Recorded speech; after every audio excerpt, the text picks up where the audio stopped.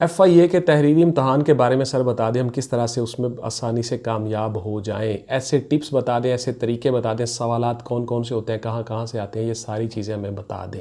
FIA का paper हल करने के लिए हमें किन खास बातों का ख्याल रखना चाहिए, हम किस तरह से पास हो जाएं। बहुत से टॉपिक हैं, बहुत सी चीज़ें हैं। आपने अपने नोट्स में जो 98 टॉपिक बताए हैं वो बड़े क्लियर हैं, किस तरह से उनको हमने किस किस तरह से क्या करना है वो ज़रा प्लीज़ हमें डिटेल के साथ बता दें। क्या ये हम सारे टॉपिक तैयार कर लें तो हम आसानी के साथ पास हो जाएंगे। इसके अलावा हमें क्या करना चाहिए, पेपर वाले दिन स्पेशली क्या करना चाहिए, पेपर अटैम्प्ट किस तरह हो कि हम पास हो जाएं। बहुत से कैंडिडेट्स हैं लाखों की तादाद में, हमें क्या डिफरेंट करना होगा कि हम उसमें आसानी से भर्ती हो जाएं। तो आज की मेरी वीडियो जी कि आपको पेपर हल करते वक्त FIA का किन खास बातों का ख्याल रखना होगा, 19 चीज़ें बताऊंगा जी, 19 things which are guaranteed for your success. तो इसके लिए गौर से सुनते जाइएगा जी, आपकी कामयाबी का राज है इसमें। वीडियो को स्किप मत कीजिएगा, एक एक पॉइंट को गौर से सुनते जाइएगा। अस्सलाम वालेकुम व्यूअर्स, मैं हूं रज़ा बुखारी और आप देख रहे हैं बुखारी स्पीक्स यूट्यूब चैनल। तो इस चैनल पर मैं आपके लिए मुख्तलिफ सर्विस ओरिएंटेड वीडियोज़ बनाता हूँ। एज यू नो, बगैर टाइम ज़ाया किए आता हूँ मौजू की तरफ। चैनल को प्लीज़ सब्सक्राइब कर लीजिएगा, बेल का आइकन दबा के ऑल पे ज़रूर क्लिक किया करें। आपको नोटिफिकेशन आ चुका हो, आप कहीं बिजी हो तो आप बाद में भी वो वीडियो देख लें, इसलिए ऑल पे क्लिक करना बड़ा ज़रूरी है। वीडियो को पूरा देखें, स्किप मत किया करें। सबसे पहला नंबर, गौर से सुनते जाइएगा एक एक पॉइंट को, सवाल को गौर से पढ़ें फिर उसका जवाब दें। गौर से पढ़ने से मुराद ये है कि एक एक लफ्ज़ पे, चीज़ पे गौर करना है कि वो पूछ क्या रहा है। उसके बाद नीचे ऑप्शन को गौर से देखना है, आपको जवाब सामने पड़ा हुआ नजर आ जाएगा। नंबर 2, असल जवाब को, दुरुस्त खाने में ही आपने दर्ज करना है, ना आगे ना पीछे। बिकॉज आपको जो अच्छे सवाल होंगे, जो आपको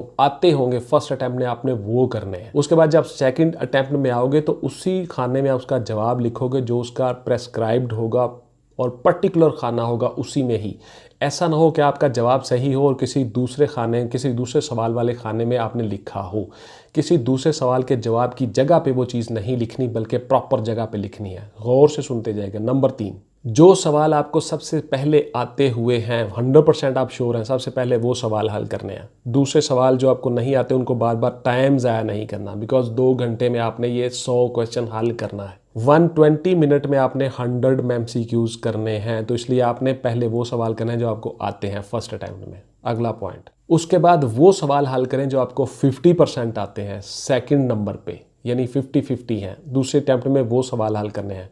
उसके बाद अगला पॉइंट, उसके बाद वो सवाल हल करें जो आपने पढ़े तो हैं मगर याद नहीं आ रहे, यानी आपको दिमाग में है ना हो, है मैंने पढ़ा हुआ है लेकिन याद नहीं आ रहे, फिर आपने वो सवाल हल करने हैं तीसरी अटैम्प्ट में। नंबर 7 पे है जी, अगर नेगेटिव मार्किंग हुई तो आपने तुक्का हरगिज़ नहीं लगाना। एग्जैक्ट जवाब आता है तो ही देना है। नेगेटिव मार्किंग हुई तो तुक्का नहीं लगाना। गौर से सुन ले, जितने तुक्के लगाओगे उतने असल जो आपके जवाब हैं, जो सही जवाब हैं, वो भी कटते जाएंगे, 0.25 के हिसाब से कटते जाएंगे। इसलिए आपने तुक्का कभी नहीं लगाना अगर नेगेटिव मार्किंग हुई। ये कैसे पता चलेगा जी नेगेटिव मार्किंग? तो बेटा आपकी जो इंस्ट्रक्शन टू द कैंडिडेट ऊपर हिदायत लिखी होती हैं उसमें डिफाइन होगा क्या है इसमें नेगेटिव मार्किंग है या नहीं। दूसरे नंबर पे इन्विजिलेटर जो आपके होते हैं, जो इम्तहानी अमला होता है, वो भी आपको बता देगा। तो इसलिए अगर नेगेटिव मार्किंग हुई तो तुक्का कभी नहीं लगाना। नंबर 8 ये है जी, इंस्ट्रक्शन टू द कैंडिडेट को आपने गौर से पढ़ लेना है। इसको कभी नहीं भूलना। ये नहीं है कि फटाफट सवाल हल करने शुरू कर दो, नहीं, पहले गौर से इंस्ट्रक्शन स्टूडी कैंडिडेट पढ़ लेने हैं। नंबर 9 है जी, कभी सुनी सुनाई बात पे आपने तवज्जो करके फटाफट लिख नहीं देना, खुद भी गौर कर लेना है। कहीं से आवाज़ आती है, ओए 2 नंबर का 4 ऑप्शन है, आपने फ़ौरन 4 नहीं टिक कर देना, गौर से सुनना है, देखना है, क्योंकि वो जो बता रहा है वो भी कोई उसको कंफर्म नहीं है। हो सकता है वो आपको ख़राब करने के लिए ऐसा कह रहा हो सकता है वो जानबूझ के ऐसा कह रहा हो सकता है उसको आता ही ना हो और उसकी नज़र में वो सही हो लेकिन वो हो गलत।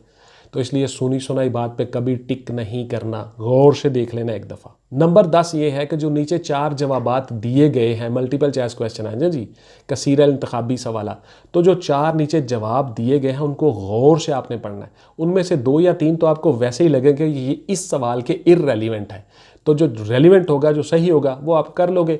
आपने जो 98 टॉपिक तैयार किए हुए हैं मेरे नोट्स के मुताबिक, उनमें से वो सवाल होगा और अल्हम्दुलिल्लाह आपको वो आ जाएगा। जब आपने अच्छी तरह से तैयारी की है, प्रिपरेशन की है, तो आपको 4 में से एक जो सही ऑप्शन है वो आ जाएगा। तो इसलिए आपने ऑप्शंस को भी गौर से पढ़ना है। नंबर 11 पे है जी कि MCQs में अगर आप तुक्का लगाओगे तो आप हमेशा गलत ही करोगे, याद रखना। मल्टीपल चॉइस क्वेश्चन में कभी तुक्का नहीं लगता।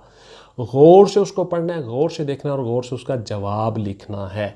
अगर फर्स्ट अटैम्प्ट में नहीं आता उसको छोड़ दो, अगला सवाल हल करो। वो भी नहीं आता उसको छोड़ दो, अगला सवाल। यानी टाइम ज़ाया ना हो। आपने सबसे पहली अटैम्प्ट में 100 तक जाना है। 100 के बाद फिर आप जब लौटोगे वापस पहले से शुरू करोगे, जो जो आपने छोड़े हुए हैं वहाँ पे 50% वाले जो हैं फिर उनको हल करोगे, मैं पहले बता चुका हूँ। अच्छा जी, जब आप बबल फिल करोगे, अगर कंप्यूटराइज्ड सिस्टम हुआ फिर तो अलग से बात है। अगर उन्होंने हार्ड कॉपीज़ दी, कैंडिडेट के ऊपर डिपेंड करेगा, ये एग्ज़ाम वाले दिन ही पता चलेगा क्या करते हैं, किस तरह से करते हैं। तो आपने उस खाने में उसको बबल को फिल करते हुए स्याही का ख़ास ख्याल रखना है। ना ही उस खाने को कहीं पे खाली छोड़ना है, ना ही उससे बाहर आए स्याही। बिकॉज वहाँ पे जब आपकी की बनती है, जब आपके पेपर चेक होते हैं तो वो कंप्यूटराइज्ड होती है, तो वो रिजेक्ट कर देगा। अगर वो खाना खाली हुआ, ब्लैंक हुआ, यानी सही तरह से फिल ना हुआ या उसमें से स्याही बाहर को फैली हुई, तो आप उसका जवाब गलत हो जाएगा। तो इसलिए आपने उसको प्रॉपर फिल करना है, आराम से, सहूलत से, सोच समझ के, कभी जल्दी नहीं करनी। नंबर 13 पे है जी, आपने टाइम को मैनेज करना है। टाइम को मैनेज करना ही असल मसला है। मतलब कि टाइम ज़ाया बिल्कुल नहीं करना। जिन सवालों के जवाब आते हैं वो करते जाना है, जिनके नहीं आते वो छोड़ते जाना है। उनको सेकंड अटैम्प्ट में फिर से दोबारा से जो सवाल ज़्यादा मुश्किल है वो छोड़ते जाना है, फिर थर्ड अटैम्प्ट में। यानी टाइम ज़ाया नहीं करना कि एक ही सवाल को बैठ के आप सोचते रहो या इधर उधर से पूछते रहो, यार बताई उसका जवाब क्या है, और मुझे बता दें, जिस तरह आप करते होते हो इस तरह बिल्कुल नहीं करना। यानी टाइम मैनेज करना है, टाइम ज़ाया नहीं करना है। 120 मिनट है, 120 मिनट में आपने 100 सवाल हल करना है। नंबर 14, कभी कोई चीटिंग वाला मटेरियल साथ लेकर मत जाएं, क्योंकि आपको नहीं पता कौन सा सवाल आएगा। खाम में पकड़े जाओगे, चांस ज़ाया हो जाएगा, वो निकाल देंगे बाहर आपको, आपके ऊपर कोई ना कोई एलिगेशन लग जाएगा और आपको चीटिंग के में पकड़ लेंगे, आपके ऊपर क्रिमिनल केस भी रजिस्टर्ड हो सकता है। तो कभी कोई चीटिंग वाला मटेरियल साथ लेकर मत जाएं, कैलकुलेटर साथ लेकर मत जाएं, मोबाइल साथ लेकर मत जाएं। कोई ऐसा हेल्पिंग मटेरियल आपके पास नहीं होना चाहिए। आप अपनी सलाहियतों पे भरोसा करके जाएं, अपनी याददाश्त पे भरोसा करके जाएं, अपने अल्लाह पे भरोसा रख के जाएं, आप इंशाल्लाह कामयाब हो जाओगे। तो कोई चीटिंग वाला मटेरियल नहीं लेके जाना, गौर से सुनते जाना वीडियो को। नंबर 15 है जी, आपने वक्त से पहले इम्तहानी सेंटर में पहुंचना है। 10, 15, 20 मिनट, आधा घंटा पहले पहुंचना है, पहले घर से निकलना है, लेट नहीं होना। मोस्ट इंपॉर्टेंट है जी। आप बाद में फिर तरले करते फिरते हो, फिर रोड के ऊपर हमारा ट्रैफिक होता है, रश होता है, लोग होते हैं। आपने तसल्ली के साथ जाना है, आराम से आधा घंटा पहले आपने सेंटर में पहुंचना है। हैजल कभी नहीं, जल्दी कभी नहीं, सोच समझ के अच्छी तरह से, सुकून के साथ, इत्तेदाल के साथ आप कामयाब हो जाओगे। नंबर 16 जी, एक्स्ट्रा पेंसिल, बॉल पेन साथ लेकर जाना है। एक नहीं, आपके पास 2 या 3 होनी चाहिए पेंसिल्स, एक्स्ट्रा हमेशा साथ लेकर जाना है। नंबर 17 है जी, असल शनाख्ती कार्ड CNIC साथ लेकर जाना है। फोटोकॉपी नहीं होनी चाहिए, कलर्ड फोटोकॉपी नहीं होनी चाहिए, असल लेकर साथ जाना। अगर फ़र्ज़ किया आपका असल कहीं पे गुम है, आपने जमा करवा के रिसीट साथ लेकर जाना है, और उसके साथ साथ पासपोर्ट साथ ले जाओ। 2 चीज़ें होती हैं, या तो पासपोर्ट होता है या CNIC होता है।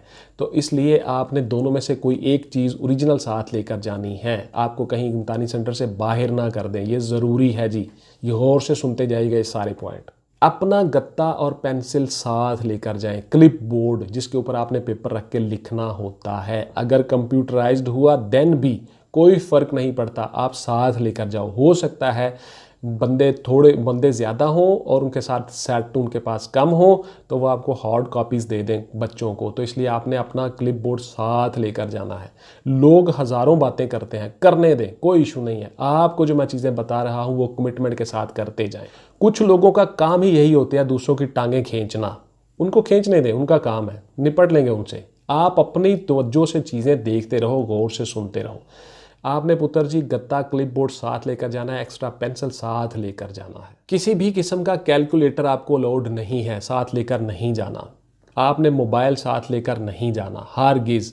किसी गाड़ी में छोड़ा हो, किसी भाई को दे हो, या उस दिन के लिए, उस घंटे 2 के लिए आपके पास मोबाइल ना हो तो कोई फ़र्क नहीं पड़ता। पूरी तवज्जो और फोकस अपने पेपर पे रखनी है। मोबाइल और कैलकुलेटर साथ लेकर नहीं जाना। और 19 और लास्ट, आप हमेशा जब जाओगे पेपर देने के लिए पुत्र, नाश्ता करके जाना है। खाली पेट हरगिज़ नहीं जाना। जब आप सोचते हो, चीज़ों को, ब्रेन को इस्तेमाल करते हो, तो ब्रेन सबसे ज़्यादा एनर्जी यूज़ करता है आपके दिमाग, आपकी बॉडी से।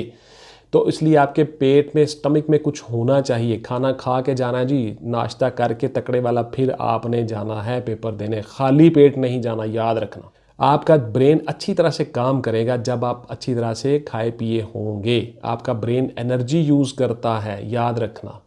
तो इसलिए आपका पेट में कुछ होना ज़रूरी है, खाली पेट हरगिज़ नहीं जाना। ये जो मेरी बातें हैं 19 पॉइंट मैंने आपको बता दिए, गौर से इन पे अमल करना है और इन्हीं के मुताबिक काम करना है, आप इंशाल्लाह कामयाब हो जाओगे। FIA के ऊपर मेरी वीडियोस आती रहेंगी जी, इंशाल्लाह इंटरव्यू पे भी बनाऊंगा, हर चीज़ पे वीडियो बनाऊंगा, आपको साथ साथ एक एक स्टेप पे गौर करते जाइएगा इंशाल्लाह।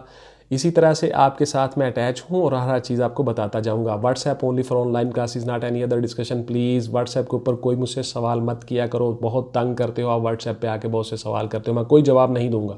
सॉरी टू से, मैं बड़ा सख्त अल्फाज इस्तेमाल करता हूँ पुत्र, मेरे पास इतना टाइम नहीं होता, इसलिए आप व्हाट्सएप पे सवाल आके नहीं किया करो। यूट्यूब कमेंट्स में जितने सवाल करते हो मैं जवाब देता हूँ, अल्हम्दुलिल्लाह मैं कोशिश करता हूँ हर सवाल का जवाब देने की। तो ये थी जी मेरी आज की वीडियो कि आपने FIA में किस तरह से कामयाब होना है और किन किन पॉइंट्स का ख्याल रखना है। इन 19 पॉइंट से बाहर नहीं जाना, आप इंशाल्लाह कामयाब हो जाओगे। मिलते हैं किसी अगली वीडियो में जी, टिल देन टेक केयर, अल्लाह हाफिज़ एंड गुड बाय। पाकिस्तान जिंदाबाद।